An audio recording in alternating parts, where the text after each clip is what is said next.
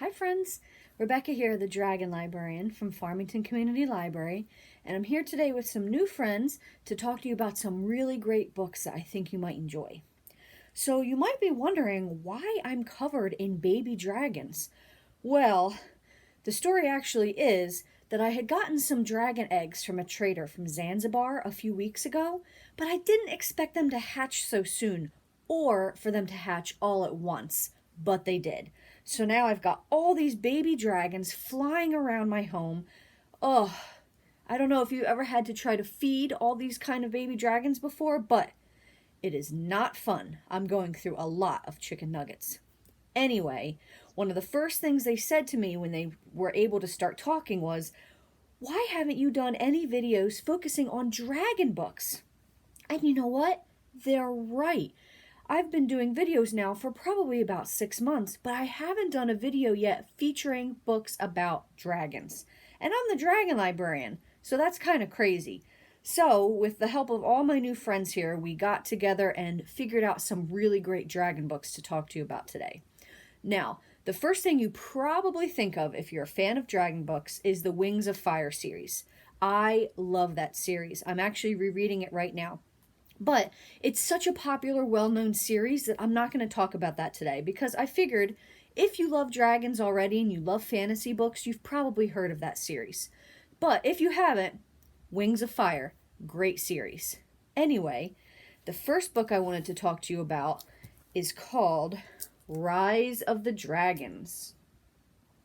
That's by Jessica Khoury, Rise of the Dragons. This is actually book 2 in the series. It's called The Lost Lands. The first one is just called Rise of the Dragons. But this is the second book, so it is a part of a series. Look at how cool this cover is.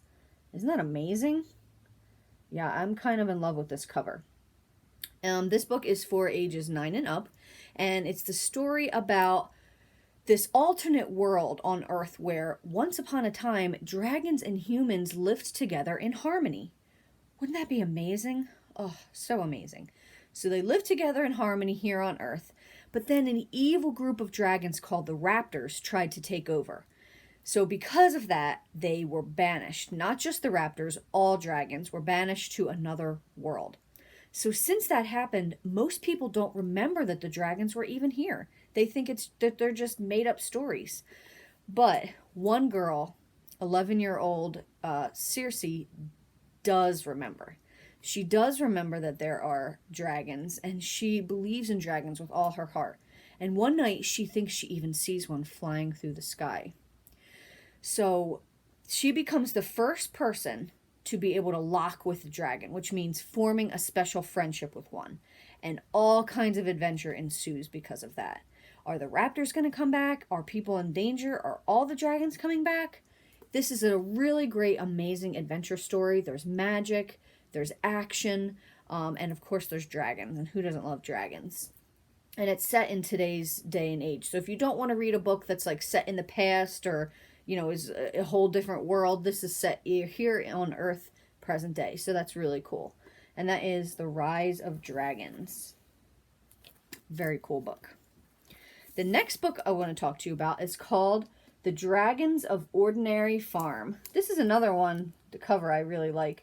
Now, this is by author Tad Williams, and the reason I first tried this book out is because I'm a huge fan of Tad Williams. He writes really great fantasy books for adults, and I've been a fan of his work for a number of years. So I never knew he wrote a book for younger people, and I was really excited to check this out and see how amazing it really is. And this is a standalone book, so it's not a part of a series, and it's about these siblings named Tyler and Lucinda, who are forced to spend their summer with their great uncle Gideon, who is a farmer. So they are not happy about this. They're going to be bored, they think. They have to go to this farm. But this is not an ordinary farm, despite the title, The Dragons of Ordinary Farm. There are no cows, there are no horses or pigs at this farm. Instead, there are magical creatures. Their Uncle Gideon takes care of unicorns, dragons, griffins, talking monkeys, you name it. All kinds of cool creatures. And they have to learn how to take care of these animals. But as they do, some dark secrets start to emerge that threaten the farm. And they have to save it. this is a really fantastic book. I love that it's a standalone series, so you don't have to worry about tracking down the other ones. And it's just a really great story. I love Tyler and Lucinda. They're great main characters, and it was really fun reading about all the different magical creatures in this story.